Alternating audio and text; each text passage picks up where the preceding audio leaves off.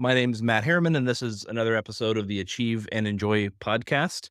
And today we've got Christy Ransom. She and I met a few years back, did some work together, and then pretty quickly became friends. And she's got a really interesting background, a really solid viewpoint on work and people and how things should be done. And really excited to hear from you today, Christy. Awesome. Thanks, Matt. I'm happy to be here. I've always Yeah. enjoyed talking to you. Likewise, likewise. To start, I'd love to just have you tell your story. So, who are you? Where'd you come from? Like, what makes you you? Great. Yeah, thanks. So I live in Peachland in British Columbia, Canada, which is most people don't really believe that is an actual place because no one who would live in a place called Peachland, but I do. It's a small community in the Okanagan of British Columbia. But what brought me here, I mean, originally I grew up in a small town, BC. So really my root. But you can't really do a lot in a small town when you graduate high school, other than pump gas and get pregnant and have a family. So, which is nothing wrong with that. But at 17, I thought maybe I should try something else at first. So I moved to Vancouver, and that's really the center of where everything is happening in the province. So I've always been the kind of person that just really wanted to get out of school quickly so I could start working. So I'm not wasn't not a professional student by any stretch. So I just couldn't wait to. I went to a technical college to get a diploma so that I could start working right away. The cool part of it was I was graduating there in 1986. So I'm dating myself, but it was right around a really important time in the city of Vancouver and for the World Expo that was there. So there was tons of really great opportunities for a young person to figure out what they want to do because the city was hopping. It was just a great place to be in Vancouver. So I've let my career almost take shape on its own. I haven't done a lot of really premeditated stuff. And that's really worked out well for me. I worked at the Vancouver Board of Trade, which was a great place to learn about business and all the things that were happening in the city, made some great connections. And I think really that's the core part of my whole career and my journey has been networking and who I've met along the way. I've met some really interesting people that have just springboarded my career from one thing to the next. So Yeah. from there, I worked for a marketing company that made a business directory, actually. So again, dating myself. I ended up working for TELUS for a while, which is one of the big telecoms. I worked for Orca Bay, which owns the Vancouver Canucks and then the Mhm. Vancouver Grizzlies. So that was a really cool, fun adventure as well. So again, it's just the people that I've met along the way that have kind of led me along the path. Yeah. Got into web Did did design. did Oh, you say that sorry. was you worked for the Vancouver Police? You said No, the Vancouver Canucks and the Grizzlies, the sports team. Canucks.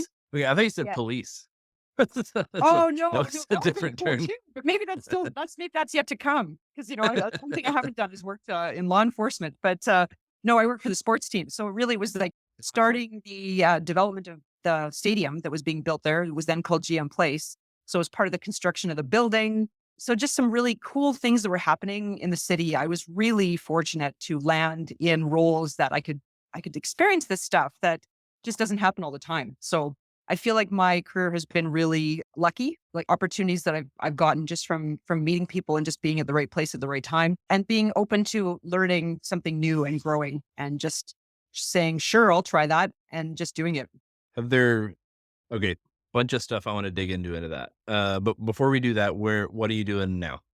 Yeah. So now, I mean, as at this kind of as what I would consider to be more like at the last cycle of my career, I've gone into consulting. So I'm working in a small startup consulting company, and I'm kind of helping to run the business. So I'm doing a little bit of everything. I'm wearing many hats. So that's been very interesting as well to culminate everything I've learned in my entire career into this role that I'm in right now. So that's what I'm currently doing. It's a fully remote company, so I get to work from home. Gotcha. Yep, that's really cool. I'll go backwards. What's working remotely like? Like, what's your experience with it? Because you guys are a fully remote company. So can you talk about that a little bit? Like what it's like, how relationships work, and how you guys operate? Yeah, and it's actually a great question because everyone is used to working remotely now because of the pandemic. But I've been working from home for 15 years. So prior to where I Mhm. am right now, I work for a software company in Vancouver that I was there for 14 years, and I moved here away from Vancouver and pitched to them the idea of I can do this remotely, and no one was doing it at the time. So they kind of said, okay, well, we'll give you 3 months and we bet you'll quit. You'll want to go work somewhere else. But I stayed for 14 years. And I think it's just that the key really is staying focused and treating it like a job. So right from day Mm, one, I still felt like I was going to work every day. So I still get mm. dressed for work. I still approach it like I'm going to work every day. I never fell into the trap of like just of working in my pajamas or just like not turning my camera on. So I Yeah. think that's really bridged into working for a fully remote company. I feel like I've got some pretty good skills and background of how to bring teams together through having just regular check-ins, using lots of, social interactions through Slack and other things, just making sure people stay connected, trying to have collaboration on projects where we're kind of working all together, even if we're doing it in like a Teams environment or something like Mm. that. Just making sure that people feel like they're getting recognition for what they're doing, that we're having banter throughout the days as well. It's not just all, work related stuff. So it's working for us. And it seems to be quite an attractive thing. People want to join our company just for that reason. How do you find the relationship side of thing? How do you find that people are building relationships or not? Or Yeah. or like what are the types of relationships that you're seeing? How do they work? I think when we hire people, we let them know too that this is the environment that we're in. It's not for everyone. We've had a couple of people who have actually joined our team and decided that it's not the right fit for them because they want to be in an office. They want to be Mm, physically with people. So, and I don't know if people know that necessarily till they get into it and realize they're really missing something. So I think for us, it's where we have people that want that already. And we just try to, we have like these, regular just meet people for coffee things. And we have our own like just scheduled time that we consider optional, where it's just like a snack time where you can come and just join and we just chat about movies and stuff we're watching on TV. And I think that really helps. mm, That being said, that having an in-person team event, which we just had last week, was really critical to do. yeah. I feel like you need to still do that. You can't just be, completely fully remote now and have people like physically be able to see each other as well. Yeah. Yeah, those in-person events, like we do something similar. So we're fully remote, but we'll get together in person, all of us once or twice a year, probably because, Josh is in Newfoundland and you have to fly and take a ferry and pay a troll under a bridge and like a whole bunch of stuff to get there and or to get out. No, it's not that bad. But those in-person things, there's just you don't need it every day, from my experience, but like having some of that time where you just don't know what's going to happen, little random stuff. Let's say you're walking to lunch and somebody falls. Like that's a memory. And it's Yes. like, especially if we all laugh it off and make fun of each other and all that kind of stuff. And that stuff's cool. But I think a lot of people didn't realize how much of their social needs were being met by work, or Right. through work. And so a lot of people don't have friendships outside of work or people they hang out with or anything like that. And so I know when the pandemic hit, it was a huge shock for a lot of people. They felt really lonely because work was the only place that they really interacted with people outside of their family if they had one or stuff like that. Right. Right. But now I think like a lot of companies are mandating people to go back and people don't want to go back because Right. it's working well, I think. Like I mean, if the business is failing, then that's one thing. But I think a lot of the businesses they're succeeding, but they really think, oh, we're paying for this office. We should have people back, but people don't want to go. Yeah. Yeah. I've got a lot of opinions about that. But I don't know, from our perspective, we look at work as, let's have work relationships and let's do work. We can also have friendly relationships, but we don't need to necessarily merge the two. Like we can hang out also, kind of like you said, separate it out like snack times or like Yeah. coffees and get-togethers and like other fun stuff in addition to work, not necessarily like ingrained in it. Yeah, that's true. And in our companies, there's only 12 of us. So we're all very different. And like, I don't know if very many people would be friends outside of work and actually do a lot of stuff together because everybody's got such a different background and different things that they do. So it seems to work well for us. I don't think anyone's Yeah. really missing that in this environment anyway. I think from a work perspective, I think that that's healthier Yeah. because especially if you're trying to grow, not everybody's going to be friends. And Yes. so if it is kind of an unspoken requirement that we're all friends in order for you to work here, then culture gets a little toxic, I think. Yeah. No, that's a good Mhm. that's a good point. And that's a good reminder to me, Matt, because I think I tend to like that. I like the friend thing. And with a group of 12, it's like, well, and especially when you're a leader in the company too, it's a little bit hard to be friends. But Mm, it's a reminder that it's not necessarily something that I need to have at work. I've got lots of other friends too, and that we have great friendly relationships, but not everybody has to be besties, right? right. Right. Yeah. Yeah. Cause I mean, for a lot of people, that's just their work is a job and that's Yeah. fine. Like you do your Yeah. work and that's the way it goes. Um, Uh, so it's funny. I didn't know. I don't think you mentioned Peachland to me before, but I live in Sugarland. I feel like Oh, awesome. there's a good cobbler coming together here. That's Um, true. I don't think I knew that either. So no, that's I love that. so so you said you grew up in a small town, and I think the line about getting pregnant and pumping gas is good imagery. But you said that you wanted to get to work, so you didn't wanna be a career student, like, you're kinda ready to get past the education phase and get to it. Why do you think you had that mindset? I think I probably just wanted to have stuff. I didn't want to wait. I didn't want to.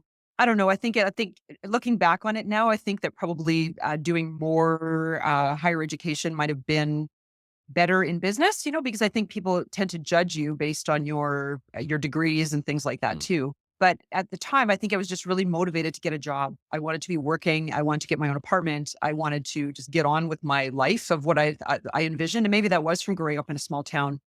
I really thought that the options of being in a city were just waiting for me, and the only yeah, way to do that was to have money to and get going. So that's kind of what it was. My sister, on the flip side, has a PhD in psychology, and I think she would probably still be in school if she could. So we're just so very different that way. But yeah, I think it was just always that motivation to do stuff and get on with it. yeah. Was she older or younger sister? Older. Gotcha. What did your parents do for work? Well, it's because we lived in this small town. My dad was the administrator of the hospital. Okay. And my mom worked at the school board office part time, that kind of thing. We lived out of town as well. Like we lived 20 miles out of town. So that was a challenge too. So you're already in this tiny community, but now we're also outside of it. So it was growing up really remotely, but it was a perfect for me. I mean, so I actually just had lunch with a friend yesterday, two friends that I went to high school with. I've known since grade 5. And it's really cool. We keep in touch. I think it's a different bond, I think, when it's a small community and you kind of can carry yourselves through your life together. It's great. Why do they live out in the middle of nowhere?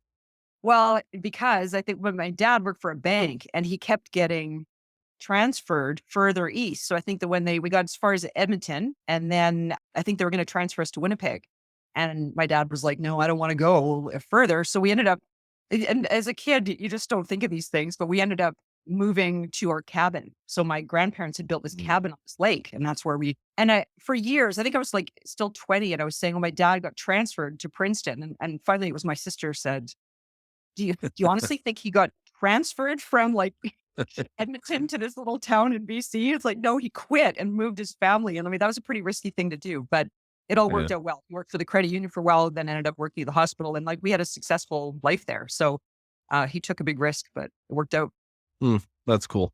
The other thing that you mentioned was you weren't super, intentional about what steps you were trying to take in your career, just pretty open to new experiences and things just worked out pretty well. I mean, you Yeah. called it luck, but how do you feel like that has worked? I'm assuming pretty good, but the openness to just doing kind of whatever. What else was it do you think that made good opportunities, happen to be there? Yeah. And I think probably the fact that I did or didn't go to university for a certain thing, I think that I was very open minded. I knew that I loved working with people. So, like I said about working when it was Expo 86, I really wanted to be in tourism. I wanted to get into Mm, something that was related to tourism or the hospitality industry. And then just from that, it kind of springboarded as I met more people. So I think you're right. I mean, it wasn't just, I do feel lucky in that there was some big things that were happening in the course of my career that I was able to kind of get into, that some other people might not have had that experience. But it was definitely the open mindedness of of trying anything, and also the networking and meeting people, and just being inquisitive and asking questions and getting to know people, putting myself out there, which I've always really enjoyed doing. And I think that's what has led me, even like to this day, it's still leading me. So it was a great way of growing. So what was your So you mentioned networking, and what does that mean to you? I think that word has a lot of baggage for for It's a lot of yeah. people and stuff, but Okay, like yeah, what good point. Yeah, yeah. it's a good point. And I, as a young person, when I worked at the Vancouver Board of Trade, like I think I was just like setting up rooms for luncheons and things like that, and doing membership and things. So I just meet people through that. Mm, And I think if you are, I guess I should probably say that it wasn't just all about networking and being open to things. I was actually like I can learn quickly, and I'm good at what I do. In like, I know what I can't do, but I think that just by being a good employee and a good following through with things and like just communicating, I think those things to me that's more than networking. It's the mhm, communication. It's having mhm, conversations. It's asking people questions. And if you put yourself in a situation where you're getting the opportunity to be around lots of people, there's so many interesting stories. I mean, you've talked to so many interesting people on your podcast too that I've been fascinated by. I love people's stories.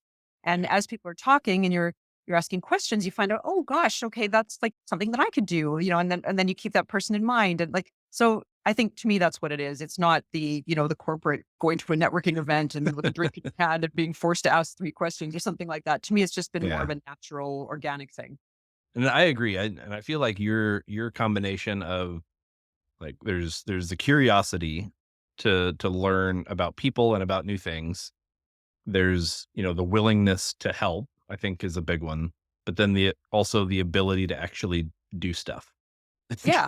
because I think there's a lot of people that are super curious and open and friendly and willing or eager to help, but then either they can't or don't follow through and stuff like that. And I feel like that combination can lead to really, really good things. It might feel like luck because it's kind of organic and a little vague. It's not super direct, but I think the ability to find interesting or good things to do for people or with people and then actually be able to do them, that's probably pretty big.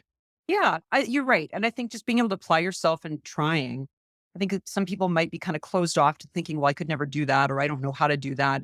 But we can all learn. Brains are very elastic. So it's taking if someone's going to take the leap of faith and say, we think you could do this, I'm willing to give it a try. Were there any big points that were like big decision points that you felt like you had where you had a bunch of options and you were trying to decide between or weighing whether to leave somewhere or not or things like that? Like what were some tougher kind of points on the decision making? Because I worked for some pretty big, to me, big and also meaningful, working for the telecom was a big job and I could have stayed there forever. You could move around and try different things I think there comes a point where you think, okay, well, I know a lot about this industry now and I want to learn a different industry. Or I have a skill. Like at that point, I was doing web development Mhm. and I was super excited about it, but it had really kind of hit a ceiling. So yes, I could still have worked at the telecom and done a different job, but I really wanted to get better at what I was doing and see what other things. So then I was able to springboard into another role that did web development. And then, when I worked for Vision Critical, which is now Alita, that's the software company, I was in a position where it was like, what are some cool places in Vancouver that I would love to work for? And I just made a list and then I applied at all of them. And I Nice. was lucky enough to get in there because I thought this is a really neat company because it's doing some cool stuff. Now I've already lost track of what the question was. Asking about like interesting like decision Oh, points or decisions. Yeah. difficult like places where you were like really struggled with figuring out what to do. Yeah. I think I have a hard time leaving things, but then I usually there's always good reasons for it. And same with when I left the software company to come to the consulting company, that was a big leap because I went from, something that was more secure and large to something really small where I wasn't really sure what I was getting myself into. But I think there's always that interest of like pushing yourself and trying something new and not just becoming too complacent in any area. Do you think growth and learning new things, experiencing new things, think that's pretty important to you? Yeah, it definitely is. It is. Yeah. 'Cause a lot of times I say, "Why did I do this? Like, why am I doing this now? Oh, yeah, right. This is what I wanted." I Yeah. just have to remind myself of that. As you're talking, I'm hearing that I don't know, you were looking for interesting companies or companies that were doing neat things or things like that. Did you always have that kind of desire to do, because interesting or something that you cared about as opposed to getting a job that makes the money and is safe and stuff like that? Did you always have that kind of desire to do something that was fun or interesting? Yes, I've always been, and that's, I guess that is almost planning things a little bit more. I would only apply to things to places that I thought fit my values, I suppose, but also just my interest level and just having the opportunities. Because you think getting into certain places that are growing, there'll be more opportunities to meet more people, perhaps like move around a bit and try new things. So yeah, I think that I don't know if I've ever had a job where it's been, oh, I'll just do this because it's a job. I don't know if Yeah. that's ever been. I've never had to, thank knock on wood. Like it's I've always been able to kind of choose to where I've gone. It seems like you're a little more you weren't necessarily like you didn't have like a clear plan of like I want to be in this industry and I want to do this and this and this, but it sounds like you did have a criteria for what are good opportunities for you that you thought you would be happy with and kind of angled and kind of pushed and gravitated toward those things. Yeah, no, you're right. Yeah, there's some somewhat of intentional look at that. But I know one thing I would never or couldn't probably never do is start my own business. That's one thing that Mm. would be just way out of my which you've done, which is awesome. I have huge respect for people that could do that because that's something I just don't feel like I have enough of that entrepreneurial edge to do that kind of thing. Why not? Ha- It seems too scary to me, even though I feel like I've done some things that have been scary. That seems too scary. Yeah. So huge respect. Like why? What seems scary about it? Maybe it's just the risk of Mm, doing it, and just what if it's not something that, because even, like, as I've tried these new things in the jobs that I've had, there's still that element of, like, "Am I doing this right?" Do I know what mhm. I'm doing? I'm talking about something here, and am I right? Like, is someone gonna say, "Chrissy, you're completely wrong," with all that, and then what do I do about that? So I think that if I was actually, like, taking something, an idea, and building it out on my own as a business, I think I'd be constantly wondering, "Is Mm, am I doing this right?" Do you wonder yeah. that? Yeah. Yeah, I definitely feel that, and I think the way that it's felt for me is I identify with the work a lot more. I've always been somebody that, I care very deeply about my work, and so it was psychologically difficult, like, even at my last job, right? I really cared about trying to make it as good as I could. With this, I think it hits me a little bit closer to my core because every decision, every the outcome, everything, it's on me, right? It was my decision, it was my blah blah blah. And obviously I've got great partners that contribute and do a lot, but I still feel that like ownership over it. And so if the business fails or if part of the business fails or something goes wrong, it hits my core. And it's brought about some dark days for sure. And I've worked through a lot of like I've gotten better. It's been 4 years now, which is cool to reflect on. But yeah, it's tough. But what's funny and the reason I wanted to dig into it is on the like sales and business development side, people will ask about like how do we do that? And the number one thing that, made the first few years work and has made the whole thing work is me talking to people, being curious, and following through on helping them. And really, like, I don't know, there's a lot of talk about marketing and sales strategy, and there's a lot of that stuff that has its place, but for us, it's been, let's just talk to as many people as we can. And the whole company, we're all introverts, which is probably not Oh, ideal. that's funny. Yeah. Yeah, so talk to as many people as you can about what you do and about them, and, if you find problems that need solving, then you can do some stuff, but if not, that's okay too, right? And that's been the business development strategy. This is basically it, talk to a bunch of people. Interesting. Yeah. Yeah.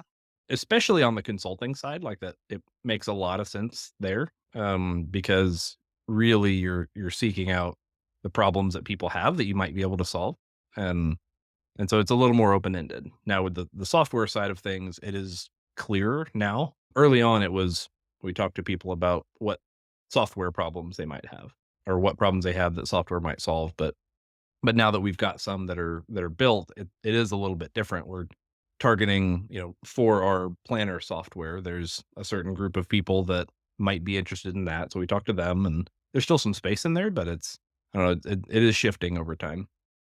See, I would think the software product would be an easier thing to take forward than the consulting because consulting is like I don't maybe that's just because I'm in it now and it's a new thing for me too. It's not something that I've done even though I thought like after years of experience of working in a certain area that consulting really is just taking all that I've done and then telling other people or what my experience and helping them through it.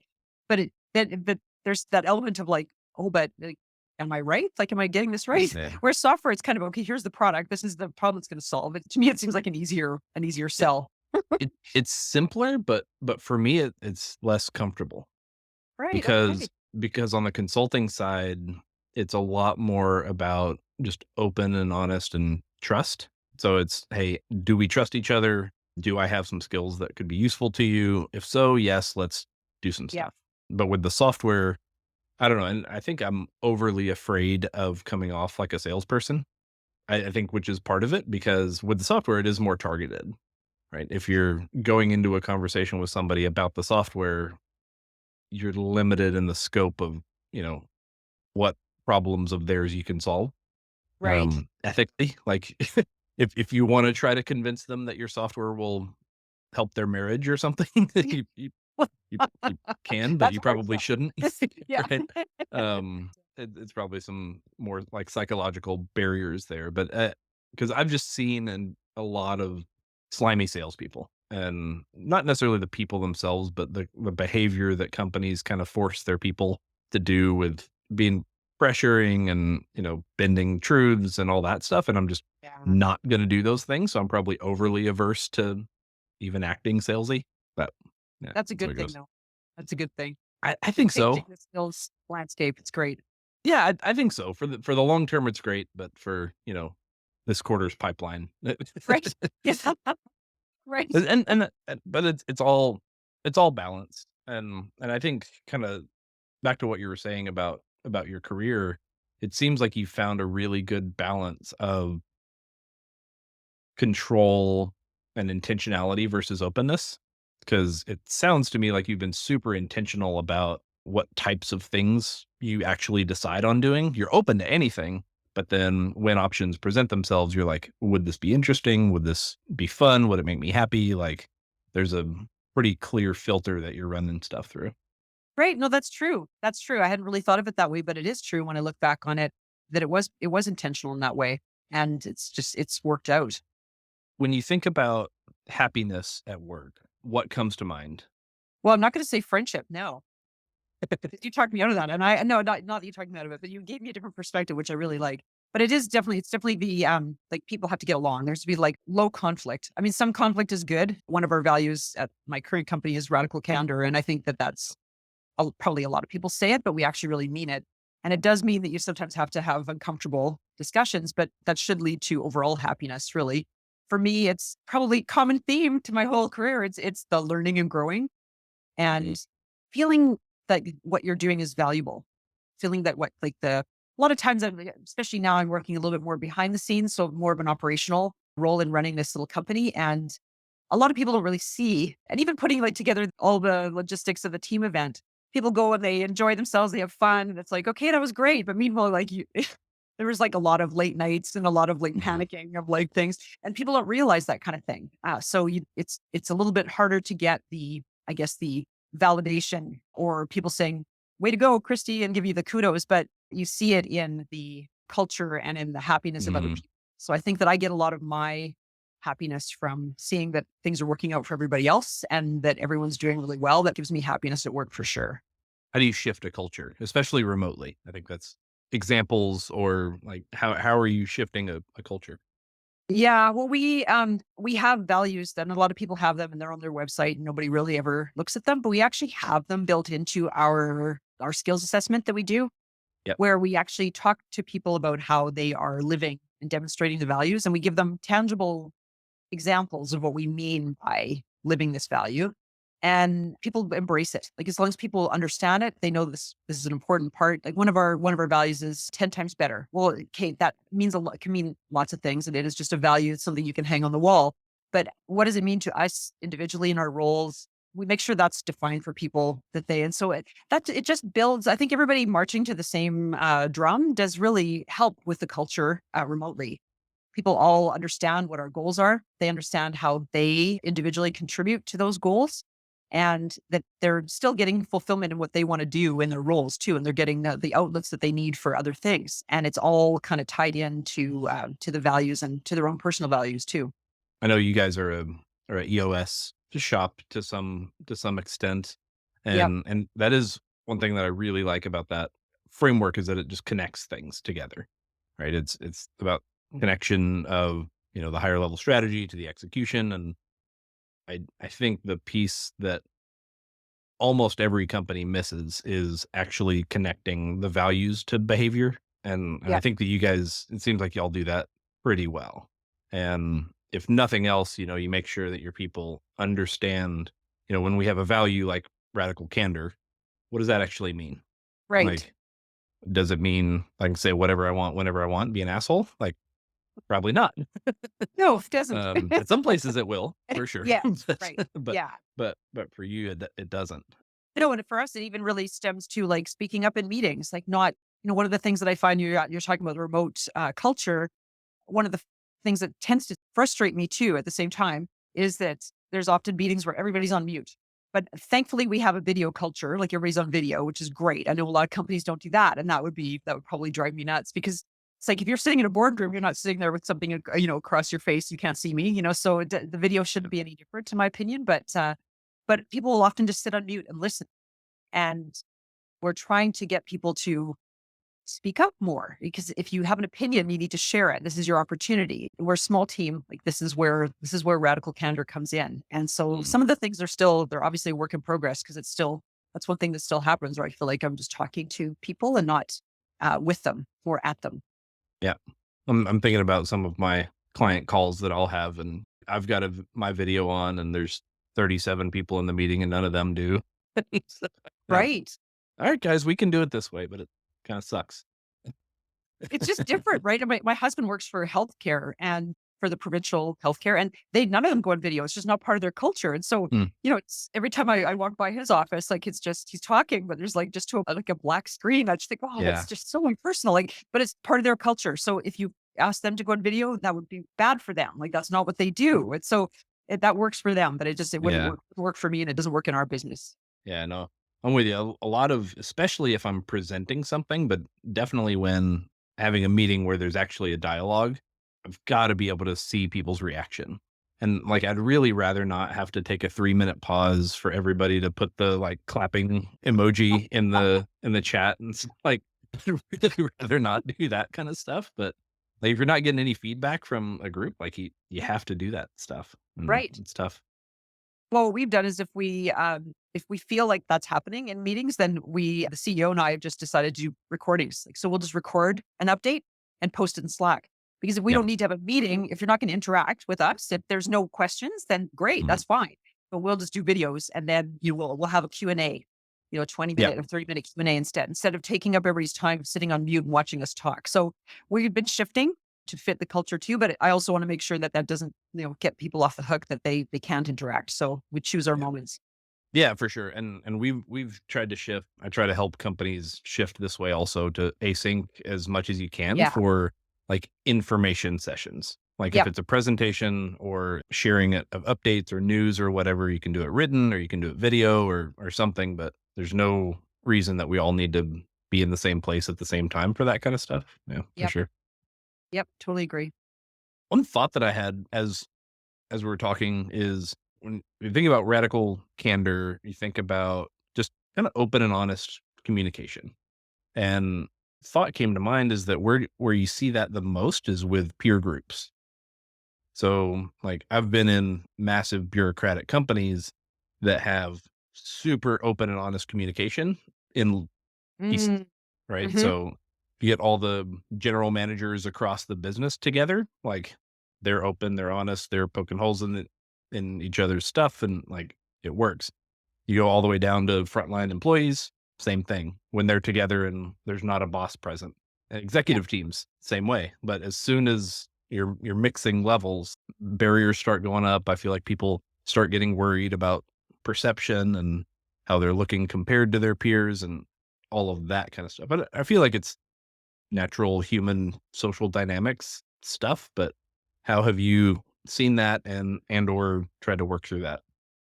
Yeah, I think even in our small environment, it's the same, really. We do encourage it. And I know like our CEO is really open to having people do it. He wishes they would, but I think people do hold back a bit when he's there. There's some people that maybe the relationship is, they know him better or something and they feel a little bit more comfortable. But I definitely see it, that difference between, even especially when we were all together last week, I could see people having conversations with each other. And then when the room was like bigger, climbing up completely. And I don't know. I think it's just making people feel safe as much as possible, making them feel like it's okay to speak up. I should say too that we've gone through a lot of change in this year where we've had to downsize for various reasons, but that already puts people on edge a little bit. So if they're going to be a little bit more cautious about things, even though you wish that wouldn't, but like you say, it's human nature. You can't help it. So I'm just hoping that as we build up the business and build up the team and build up their confidence and their safety feeling, that people will start to do it more. Have you found anything that helps get people out of that shell? Some people will ask ahead of time before a meeting to just make sure that they chime in because I know they have a good idea. So I'll ask them. I try to never put people on the spot because I don't want them to feel uncomfortable. So I will maybe give them a heads up ahead of time saying, "Hey, you came up with this really great idea that you shared with me. Are you comfortable sharing it with the group when this topic comes up?" And just to start to kind of prime people a little bit more. Whenever people talk to me about things, I encourage them to please bring this up in our all hands. Like, this is important for everyone to hear. So I'm trying to do that kind of encouragement, and I know that the CEO is as well. Like we're both trying to encourage people to do it, and I think that they will and they do when they feel comfortable. But I think it just, you have to be aware of where people are at too, Yeah. and just try to draw it out of them in Yeah. empathetic ways. Yeah, and I think rewarding the people that do it, not with like bonuses and stuff, Yeah. but really, it's really important that the CEO, if somebody speaks up and challenges them, that they don't get defensive, and because Yep. that's a form of punishment too. That Totally. that Yep. I've seen folks say that, they want people to be open and they want to give, honest feedback and all this stuff, and then when somebody does it, they get defensive or shoot it down or all this stuff, and they're not actually wanting it. Yeah. No, That's how you get a big yes man culture. yeah, we definitely don't want that, and we're trying not to do that. But I mean, we even have like a 360 feedback mechanism that we run for each other, like so it's peer review. But the CEO wants to be on that too, so we do that for him. And I had one guy's response was, "I'm not falling for this." With his response, so it's like, okay, I know he was kidding, but there's also like an element of like, okay, he's afraid of giving the feedback, especially in writing, Yeah. and it's like, oh, I think it's just inbred of people, especially if they've come from environments that are very hierarchical, which we're Yeah. not. But I mean, I think we're trying to be as flat as possible, but it's in people. It's so, Yeah. Well, I yeah. mean, there's a lot of companies and especially bigger ones that you should not be honest. I feel like if you're Right. trying to take care of That's yourself, you true. should not put anything in writing that and all that kind of stuff. That's the way it True. goes. The other part of it, I think, is communication styles. So there's this guy that used to work for me, super, super sharp, but he just never really spoke up in meetings. And he had great ideas, great questions, all of this stuff. And I distinctly remember when he really cemented it for me. So we were in this hour and a half long meeting debating something. I don't know what it was, but there was, it was myself and the team. There's probably 12 of us in there total, and we're talking about all kinds of stuff, some healthy arguments that were happening about who should do this or this doesn't matter and blah, blah, blah. All this stuff. We go 30 minutes over how long the meeting was supposed to take and just all this stuff. And the whole time this guy's sitting in the corner. Like I know he's there. I know he's like thinking about it and all this stuff, but he just never said anything. And several times I'd kind of look at him and I'd kind of ask him, I was like, what do you think? And he wouldn't say much. And then I think it was 20 minutes after the meeting was over, he sent me an email and just crushed the entire situation. It was like point by point. It was, this doesn't matter. This does. Here's what matters. Like, here's what we should do. And it was strategic. It was thought out. It was detailed. It was just perfect. And I was like, okay, that's how that guy works. Right. And he was just listening, taking it all in, sorting it all out in his head. And then right after the meeting was over, he had it solved. So so I forwarded that to everybody. I was like, "Hey, this guy solved it. So Here's the yeah. we're done." Yeah, and I don't know. It was really cool to see how people can be really special in just like different ways. Yes. Because he pointed out a whole bunch of stuff that everybody in the room missed and like just clarified it, all of it. That team dynamic, I think it's cool because he probably wouldn't have gotten there if we hadn't all argued for an hour and a half. Yeah, and I think a lot of people, myself included, I don't like to be put on the spot, and I like to think about things. And so when people want to like review something real time, like let's review this and give feedback, I like to kind of read it myself if it's notes or if it's like a document and then put my comments in and think about it. Or even like I'm happy to say them out loud, but I don't want to do it. I like to think about things first. If I'm not as good as I just like first react, where some people can just like think on their feet and just have that reaction. So to your point, like everyone has a different style. So it's we try to do as much as we can in that regard too, like working asynchronously, not having people just necessarily have to comment on something, doing follow up Mm, surveys. Because even like last week, we had some great workshops, but some people would talk more than others, mhm. and people feel nervous about, or there's some people take up a lot of space. Let's put it that way. And but I'm sure those other folks that didn't get a chance to speak up, they have an opinion, and I'd like to hear what that is. So I'm going to kind of go with a like a follow up Yep. survey or so just to find out what their thoughts are, because everyone I'm sure has really good thoughts and just didn't get a chance to. They don't always get a chance to say them. Yeah, and sometimes you gotta put your facilitator hat on and shut some people down and That's true. and Yeah. redirect and Yes. things True. like that. How do you think so totally switching gears kind of, how do you think about money in relation to work and happiness? I think again, I feel like I've always been. You mean like for me, for myself personally, or for? Yeah. Yeah. I think I've been fortunate to build a skill set that has netted that to be like a valuable skill set that I can carry with me, and I've managed to do pretty good with salary. But it's never been my driving force, because I think Yeah. that as long as the like the but that being said, it's I'm not going to. I applied for a job when I first moved here that was like the tourism a person for the community or something, and the salary was like they said, "Oh, this is probably more for like someone who's retired. I don't think you're going to want to do this." And the salary was like you couldn't even live on it, and Yeah, they yeah. were someone to do this really huge job for next to nothing. And so that like I would draw the line there. There's an example of a job that I think would be really fun, and I would love to do it. But it's like okay, I that just doesn't make sense. I couldn't survive on that. So Yeah. it's an important piece, but it's not the main. It's not the main driver for me. So enough to the point that, you can live kind of the life that you want, but it's not your, primary scorecard.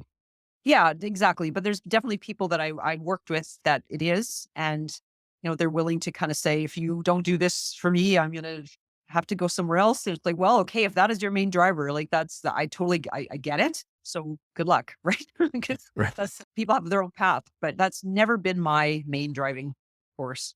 Never? Was it even super early on? No, I think it was no, because I think if you feel like you're being reasonably paid for the work you're doing, Mm. then the rest is kind of up to you to learn something new and excel and bump yourself up. Like so maybe I'm a little again a little bit old school that way. I don't feel the entitlement of like I should be getting paid this much because so and so is. Yeah, it's more of like building on your skill set and earning it. For me, it changed over time. So when I first entered the work world, I played sports growing up and all that stuff, and so money just seemed like the scorecard. Like Yeah.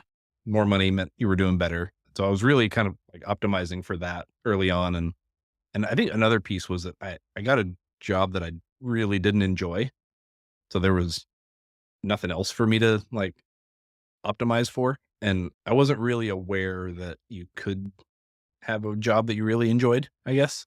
It was my first one, right? So it just kind of felt like, okay, this is a good job. Everybody tells me that this is a great company, great job, all this stuff. And so I guess I should be happy, but I'm not.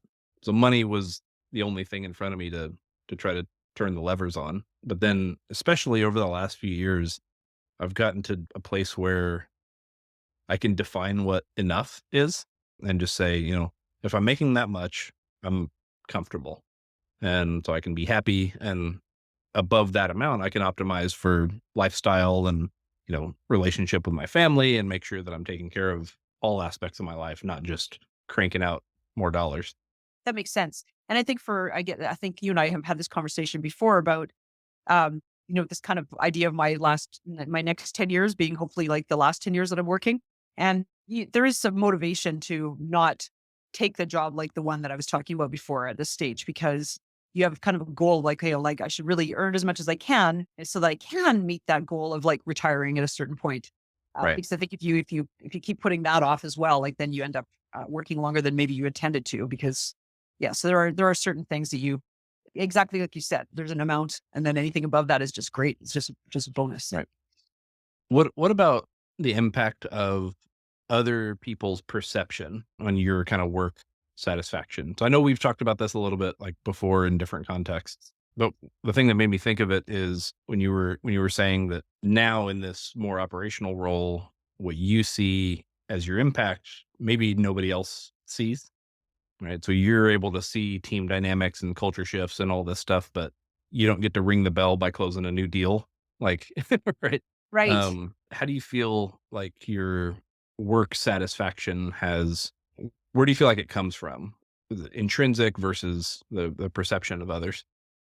I think that I think perception is probably more important to me than I would let on, honestly, Mm, because I think when I look at all of my jobs, I've been more letting somebody else take credit for things, like, and just kind of pushing things to someone else to be like, "Oh, look at the great job," and never saying, "Oh, I did this." It's more like, "We did this, and you did that, and you're so great." And that's just, I think it's just my personality. But I think the irony is that I think that I probably then I sit back and go, "Oh, nobody really said like, hey, you did a great job on that." yeah. But I kind of asked for it that way. So it's like it's one of those things where it's like, okay, well, if you really want to do that, then if you really need that, then you should be able to kind of toot your own horn a bit more. But I've never been really good at that.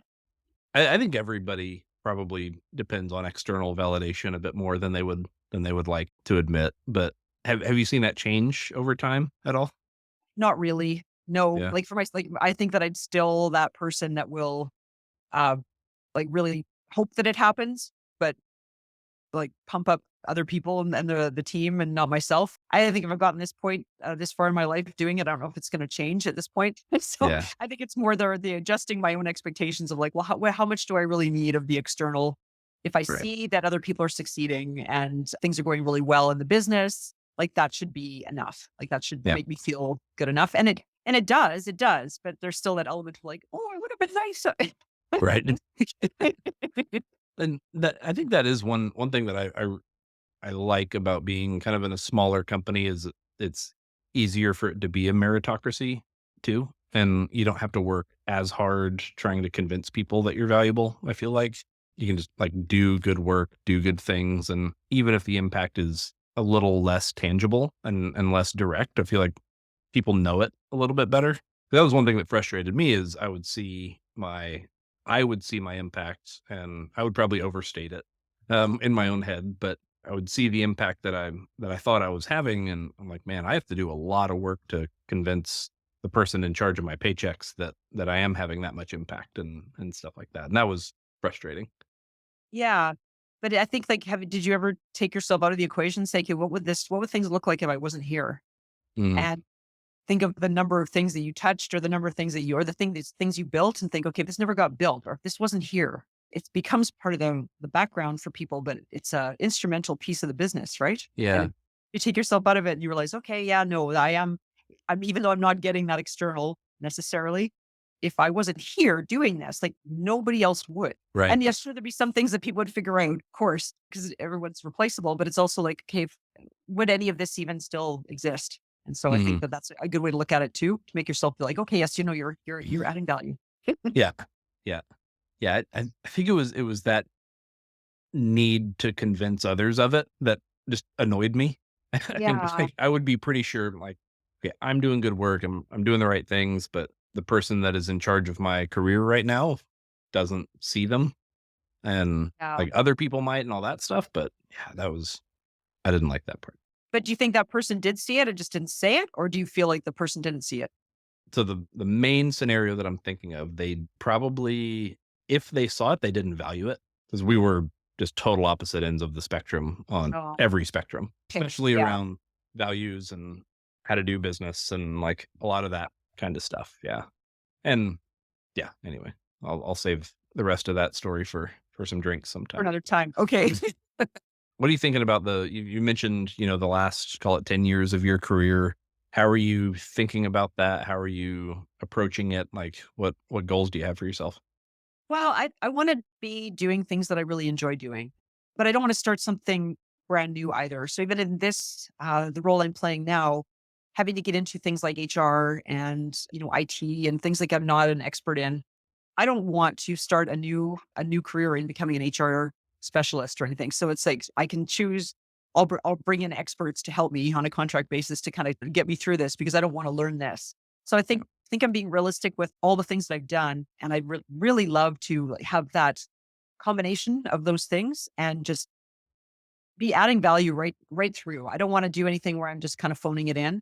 Yeah. It just doesn't fit my personality. So if it can be like helping this business get up and running more and be successful and all that, then that's great. And I love the aspect of learning and development of people. And if I can do more of that, Mhm. then I'll be looking for that too, because that's the kind of stuff I really enjoy. I think it's just building on what I've already done, and just that's the stuff I really like. You seem very comfortable with kind of saying, I'm in the last stretch of my career. There's a confidence that you're showing. I don't know if you can feel it or not, but around, I don't need to learn a whole bunch of new stuff. I've got a bunch of stuff I'm already good at. I can deliver a lot of value. I want to do more of that. Yeah. How'd you get there? Well, I think it is looking at everything that because it's easy to go and say, oh, I just kind of lucked out and got these, but it is because it is intentional. I am really proud of what I've done. And I do feel like I have a lot of experience that can be used in lots of different ways.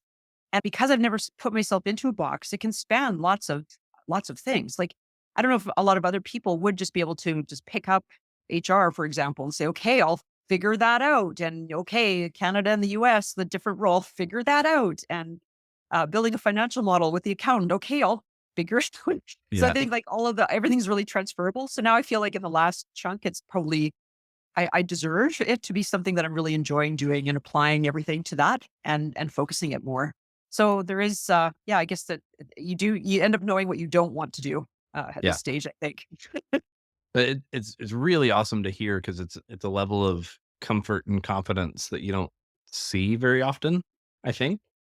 I think most people that I've interacted with that say that they're heading toward the last stage of their career, there's a lot of fear there and a lot of anxiety and even some like you can tell that their self-worth is kind of taking a shot, some of those sorts of things. And have you faced any of that stuff and gotten past it or Yeah, I'm sure there's lots of people that would be saying, "Oh, why would you say this out loud?" That now you've just kind of like let everybody know that But I don't think that that's anything to be ashamed of because I think that people that are at this stage have so much to offer, so much Mm, experience to offer. I don't think anyone should feel like they are being aged out of any market. But I know that sadly it's happening. But I don't think there's so much experience wrapped up in people that are my age and at this stage of the career. But I did feel like a little bit in the software company I was at prior to where I am now, that I was almost like a tipping point that up to like the 10-year mark of being there, I was valuable. It's like, let's see what does Christy think about this based on her experience and having been through the journey of this company. And then after that, the last 4 years were kind of more of I was starting to feel myself getting left out of decisions mm, and something just tipped. And I'm not saying it was a personal age thing. I think it was my length of tenure at that mm, company. Just, it became more like, oh, we don't really want to ask her because she's going to be thinking that to say this is how we used to do it, this is how we used to do it, which I never did. But I think that's the perception. So I felt like it did happen to me a little bit there. But starting something new where people are just like that, your experience is just so needed and so wanted from people. And I think that that's something that a lot of people don't think. They think they're at the end, they're kind of dwindling off. But it's no, I think that's more of like it's still going up, and it will. The 10-year thing is my choice, not because I have to. right. That's awesome. What else? What else? Well, one thing that's not contributing to that my happiness is they're developing a property across the street from me. Oh yeah. There's blasting going on today, so I hope that hasn't impacted the recording at all. But they're actually doing blasting, so it's been a little bit distracting, and hope it hasn't come up in the recording. No, I haven't noticed it once. Okay, good. No, you're all good.